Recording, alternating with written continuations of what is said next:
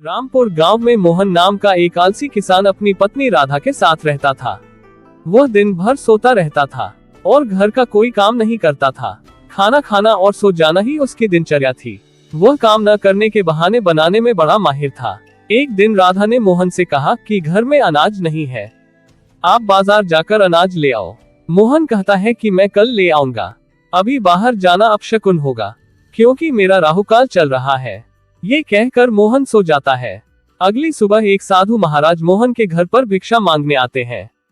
साधु महाराज भिक्षामदेही की आवाज लगाते हैं। राधा अपने घर से बाहर निकलती है और साधु महाराज से पूछती है कि आपको क्या चाहिए। साधु महाराज कहते हैं, मैं बहुत भूखा हूँ, मुझे खाने के लिए भोजन चाहिए।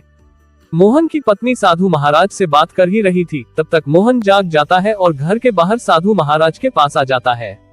मोहन साधु महाराज को देखकर बहुत खुश होता है और उन्हें घर के अंदर लेकर आता है। साधु महाराज मोहन की झोपड़ी में आकर बैठ जाते हैं। मोहन की पत्नी साधु के लिए भोजन से भरी थाली लेकर आती है। साधु महाराज भोजन करने के बाद ज्ञानचंद की पत्नी को आशीर्वाद देते हैं और कहते हैं, बेटी तुमने बहुत ही स्वादिष्ट भोजन बनाया है, मैं बहुत प्रसन्न हूँ। और कहते हैं कि बेटी तुम मुझसे कोई एक इच्छा पूर्ति का वरदान मांग सकती हो। पास खड़े हुए मोहन ने तुरंत साधु महाराज से कहा, महाराज मेरी एक इच्छा पूरी कर दीजिए। मेरी इच्छा है कि जिंदगी में मुझे कभी कोई काम न करना पड़े, मैं पूरा जीवन आराम करते हुए बिताना चाहता हूँ। मोहन की बात सुनकर साधु महाराज कुछ सोचने लगते हैं।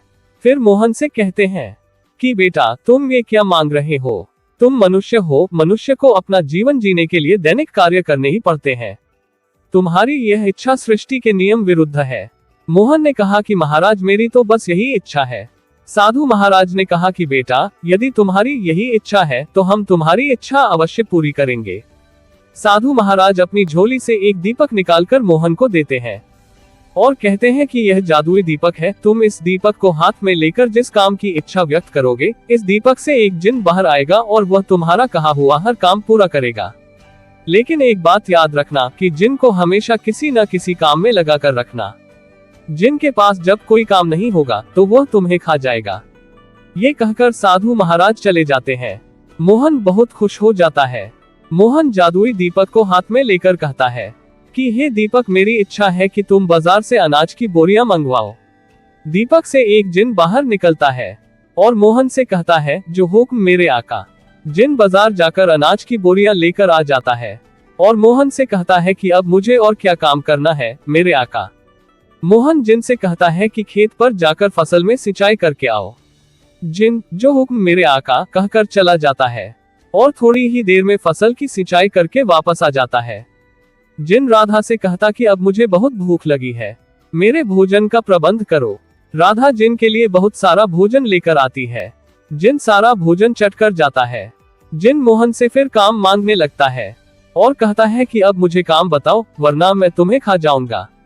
मोहन ने जितने भी काम जिन को बताए उसने सारे काम पूरे कर दिए। अब मोहन के पास कुछ भी काम कराने के लिए नहीं रह गया। राधा मोहन से कहती है कि मुझे इस जिन से बहुत डर लगता है, कहीं ये तुम्हें न खा जाए। मोहन बहुत दुखी हो जाता है और अपनी पत्नी से पूछता है, अब तुम ही बताओ कि इस जिन से कैसे छुटकारा पाया जाए।